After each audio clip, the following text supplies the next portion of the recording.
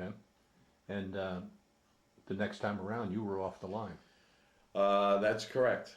That's correct. And actually, it was a comfortable margin. I won that election, but again, I was happy to win Bayonne in that election and make a difference in that vote. I wound up challenging the Senate seat when Doria decided not to run, and I opposed Sandra Cunningham at the time, and she prevailed, of course, because she had most of the organization support at that point.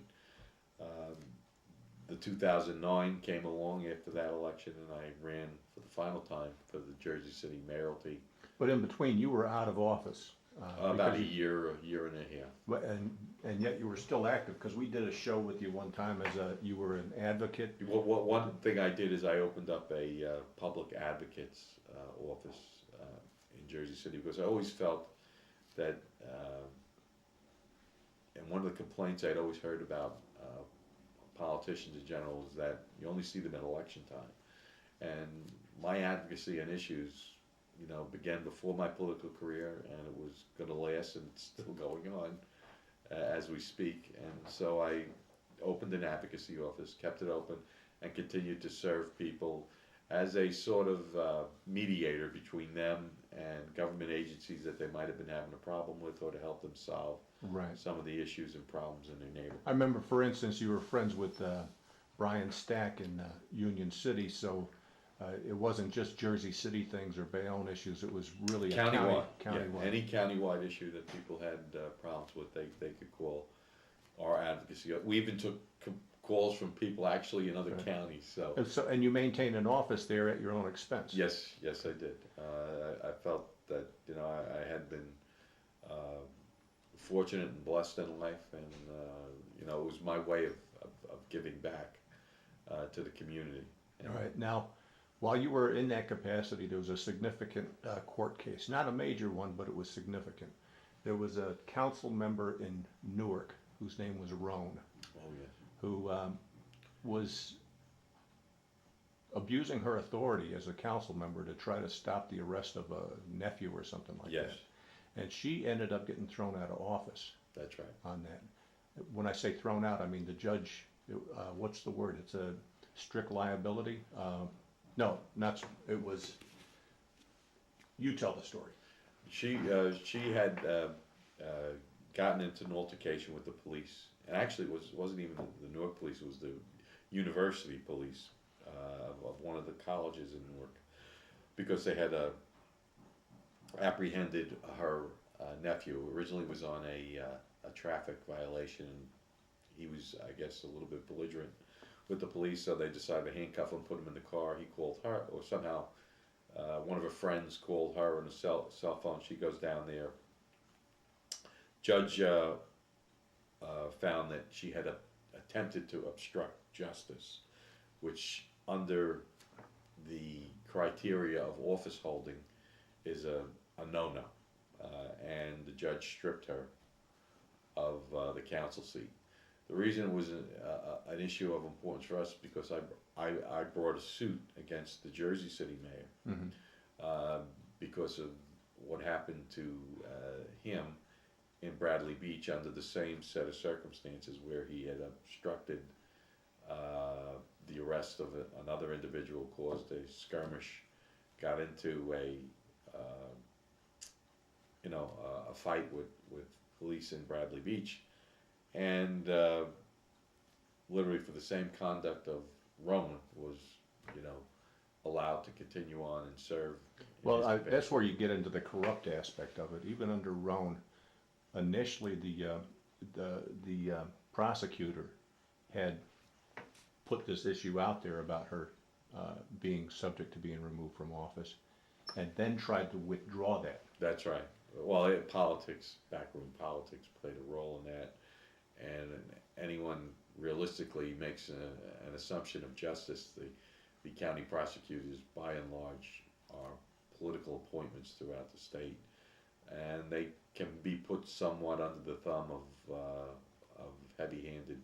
Which brings us to the Monmouth County prosecutors, Louis Valentin, who never even brought the issue up. That's correct. And it was interesting because that office at the time that this suit is going on is playing a role in the bid rig investigations in Hudson County with mainly the main character Solomon Dweck being their focus. But it is of interest because we don't know to this day what was going on behind the scenes in that courthouse, because the prosecutor clearly knew, there was a federal investigation going on, and Healy might have been at the time one of the Somebody targets. wanted Healy protected Well, on the state level and on the federal level. that all the whatever happened, it certainly seems to have fallen that way. That every benefit of the doubt was given to him throughout the whole thing, but especially looking back at it today, that prosecutor should have recused himself, especially from that issue. Give it to another county to handle and not let them know what was going on, with a federal investigation, because that just blindsided the whole issue of his obstruction of justice. And this is a big deal. You were very actively advocating for the removal from Yes, office. yes. Okay. I went as far as to, retain a counsel to file a suit. Okay. And while that's going on, also there's a campaign coming up for mayor. Jersey City mayor election is coming on, and then I'm running for mayor with a full slate of council candidates. So down in Monmouth, they're stymieing you on this court case. That's correct. And at the same time, they're sending Solomon Dweck to see if he can dirty you up. In a way, yeah, that's exactly right. That's exactly right. As it turned out, and as the evidence shows, that's exactly right.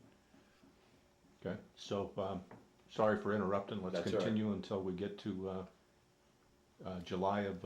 Well, I had a unsuccessful campaign for mayor in 2009. We were disappointed by the low turnout in Jersey City. We brought to the surface very good issues we felt that were important to the city, but we accepted the voters' results, lost the election, and proceeded to operate my public advocacy office. Approximately 2.5 months after the election, I got a call. Actually, was on a radio show that morning, scheduled to go on Jim Gearhart's 101.5 radio show in the morning on New Jersey radio, and I was going to do some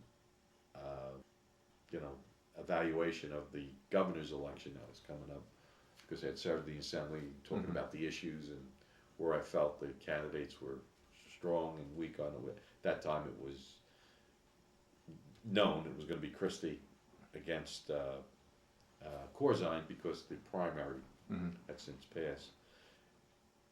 And about a half hour before I'm ready to call in that show, my cell phone rings, and it's someone saying they're an FBI agent and that there's a warrant out for my arrest.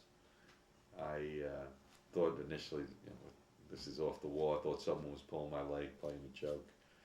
And they asked me to turn on my TV and please call back this other number they had given me, which was the number of the Newark FBI, which I did to verify. And sure enough, there had been a warrant. I understood nothing of what it was about, but I decided to drive up to Jersey City. I was at my family shore home at the time, to get arrested. So that's what I did. And, from that point on, I'm finding out what the charges were, and that began for me the nightmare of my life, or what I considered really the end of it.